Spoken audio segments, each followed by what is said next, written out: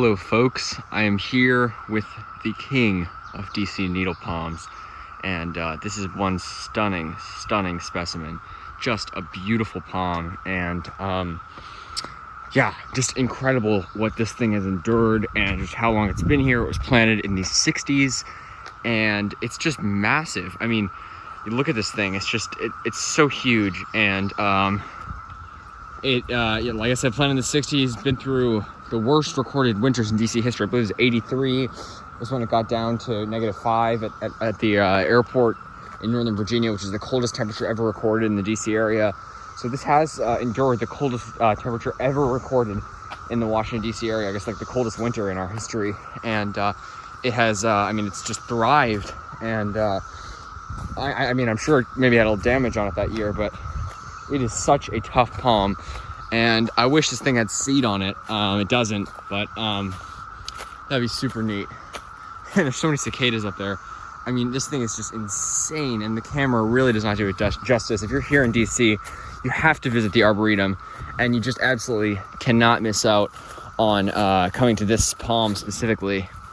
Huh. Looks like it's got some flowers on it in here, but no fruit. See the flowers there. Oh wow, those needles are sharp.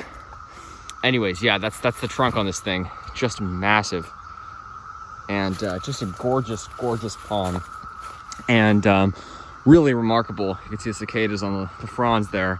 I mean, just look at these fronds. The petioles on these things are like 4 or 5 feet long, at least. That's like at least a 5, maybe more foot petiole. I mean, look at this thing. That is crazy. I mean, it's just absolutely magnificent, and I'm just blown away by this palm. And I remember seeing it for the first time and just thinking, wow, this is nothing like any needle palm I'd ever seen. And now, since then, that was a while ago. Since then, I've noticed some others in the city that have attained a similar size. Actually, there are some. Even the local palm guy in my neighborhood has one that was planted in a DC street. It's at least 50 years old, probably at least as old as this one. And it's getting really close to this one, but this, I think, is, at least for now, the king of DC needle palms. And again, good site, like partially shaded, sort of a little bit of a filtered light, but it still has some sunlight through there. So it's a perfect site for it, right on the hill here, right by the road. And it's in the Asian garden section. And I mean, yeah, I want anyone who appreciates palms, if you guys are here, you have to check this palm out. I mean, that is at least as big as that's like the biggest you'll find them in the wild.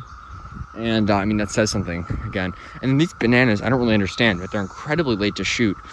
Like, all the bananas here are already getting close to full size now, at least, you know, as big as they get in summer. And these ones are really late, but these are the biggest bananas I've ever seen in the DC area. Musabaju, Japanese fiber banana. And these are the latest I have seen. I don't know why they're so small still, but you can see these old stumps. Just gives you an idea. Like, those are some massive bananas right there, and just incredible. I'll have to come back here and make a video. I guess it's maybe because of the site, or I don't know what it is, but it might be a little while till they're actually the full size. But those are like some 25-foot bananas right there. I mean, they're huge. You can just see the diameter on those trunks. It's crazy. Bananas are huge, needle palms are huge. They have some other needle palms which are big as well. Then you've got some here which are actually shooting more, even though they're smaller. For some reason they have more. I guess they're closer to their actual size. So yeah, here are the bananas. Musabaju, gorgeous. I wish I could dig myself a pup here. I don't have any, but my yard's pretty small, and they do spread a lot. But I really want one, and they are awesome. You can see just these new leaves, how they unfurl, and they're just these beautiful, incredibly tropical looking leaves. About the most tropical thing you'll find in DC besides the palms are those bananas, Musabaju. And again, they're incredibly hardy, so they really go dormant for the winters here. So that's the thing, is that they really wilt away. You got to give them heavy protection if you want the actual green to stay there, but they'll make it through. I mean, obviously they come back just every spring, so they're like perennials here. You got to go further south where they stay green all winter, but they absolutely are hardy here. So really neat plant, Musabaju, and incredibly common here. They're very, very common. There's a couple just on my street, and just incredible. But obviously the star of the show, the king of DC needle palms, is up here, and this thing is just magnificent. I mean, look at that palm right there. That is one gorgeous palm. just incredible.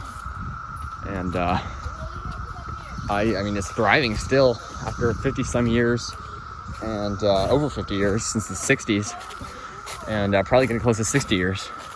But this thing is gorgeous, really gorgeous. And you got the Fatsia Japonica here. This is a really exotic looking plant. Pretty common here. I don't have one, but it is a very common plant and very exotic looking, as the name implies, native to Japan. And but this thing is just magnificent. I'm so pleased to see it here. All right, thanks for watching, folks. Have a good one. Needle palm, rhapidophyllum, Hystrix, hardiest palm in the world. And they're the most common palm here, but this is the king, I think. I mean, you guys see this. This is just incredible. This is no ordinary needle palm. And, you know, the average needle palm here is pretty big, but this is just the king. This is the champion.